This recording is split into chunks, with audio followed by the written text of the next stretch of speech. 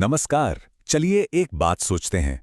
क्या ऐसा हो सकता है कि कोई कंपनी जो बस मुनाफा कमाने आई हो, वो एक पूरे के पूरे देश पर कब्जा कर ले?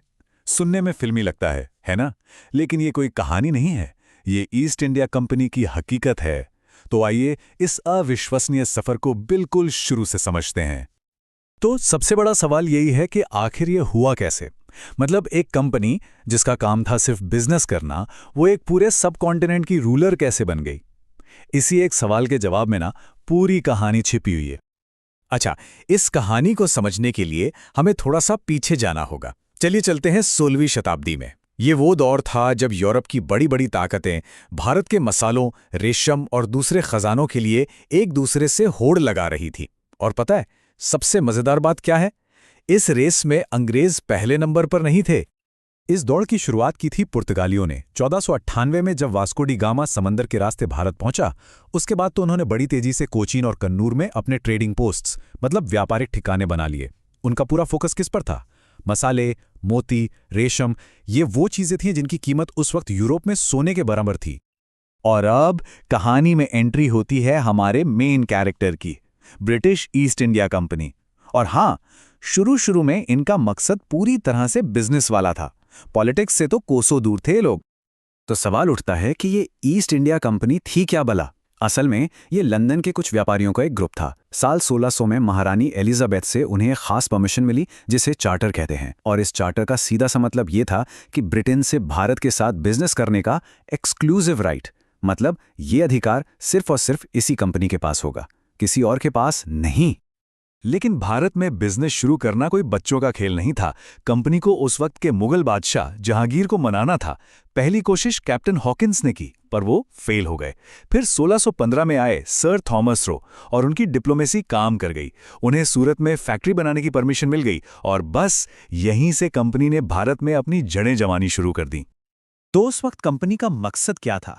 एकदम क्लियर था, सिर्फ और सिर्फ ट्रेड। भारत का नील, कॉटन, सिल्क, मसाले, बस यही वो खजाना था जिसके लिए वो यहां आए थे। उस वक्त तक जमीन पर कब्जा करने का तो कोई प्लान दूर दूर तक नहीं था। सारा का सारा फोकस सिर्फ मुनाफे पर था। और यहीं से कहानी में आता है एक जबरदस्त ट्विस्ट। जो सिर्फ एक बिजनेस कंपटीशन था, वो धीरे धीरे मिलिट्री लड़ाई में बदल गया। और कंपनी ने सिर्फ सामान नहीं, बल्कि जमीन पर कब्जा करना भी शुरू कर दिया। एक साल, एक ऐसी तारीख जिसने भारत के इतिहास का रुख हमेशा हमेशा के लिए बदल दिया। और वो साल था 1757। ये था प्लासी का युद्ध। और सच कहें तो ये सिर्फ एक लड़ाई नहीं थी, ये एक बहुत बड़ा धोखा था। एक तरफ रॉबर्ट क्लाइव के पास मुट्ठी भर सैनिक थे और दूसरी तरफ बंगाल के नवाब सिराज उद दौला के पास एक बहुत बड़ी सेना।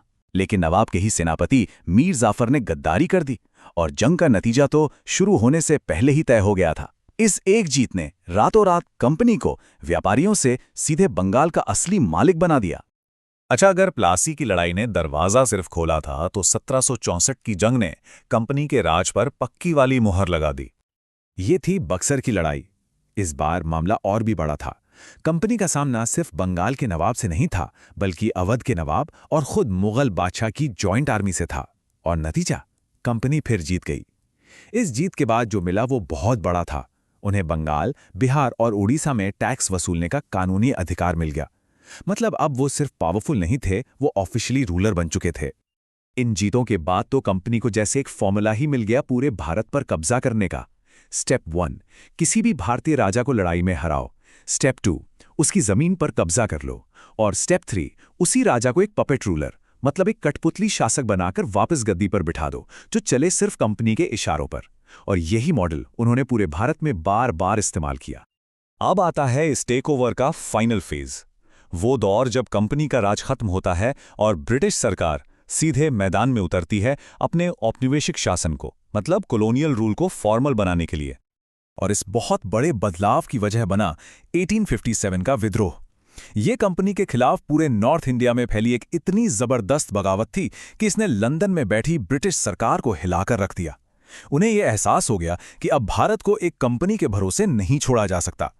इसी विद्रोह को भारत की आजादी की पहली लड़ाई भी माना जाता है। इस विद्रोह का नतीजा ये हुआ कि भारत का पॉलिटिकल मैप ही बदल गया। ईस्ट इंडिया कंपनी को हमेशा हमेशा के लिए खत्म कर दिया गया।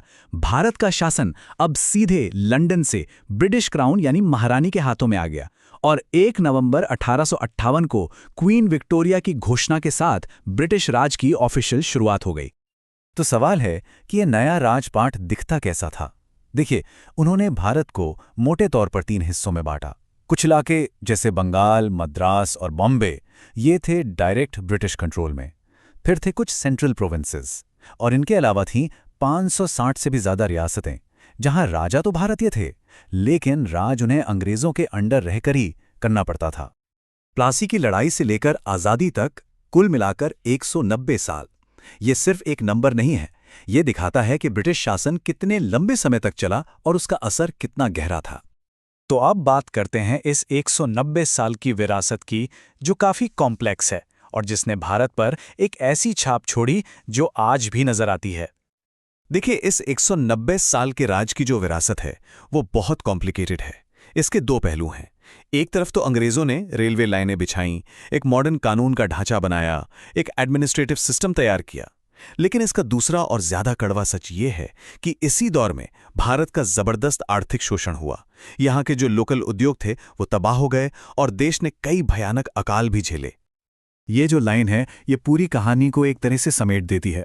भारत में अंग्रेजों का आना एक धीरे धीरे चलने वाली प्रक्रिया थी। शुरुआत में वो सिर्फ व्यापारी थे, लेकिन धीरे धीरे पॉलिटिकल और मिलिट्री ताकत हासिल करके उन्होंने पूरे देश पर शासन कर लिया। मतलब ये एक धीमी लेकिन सोची समझी स्ट्रेटजी थी, जो मुनाफे से शुरू हुई और पूरे देश पर कब्जे पर जाकर ही खत्म हुई। और ये पूरी कहानी हमें आज के एक बहुत बड़े सवाल पर लाकर छोड़ देती है कि उस 190 साल की विरासत का आज के भारत पर क्या असर है। हमारी पॉलिटिक्स में, हमारी सोसाइटी में, हमारी इकोनॉमी में उस दौर की कितनी छाप आज भी बाकी है। ये एक ऐसा सवाल है जिस पर हम सबको सोचना चाहिए।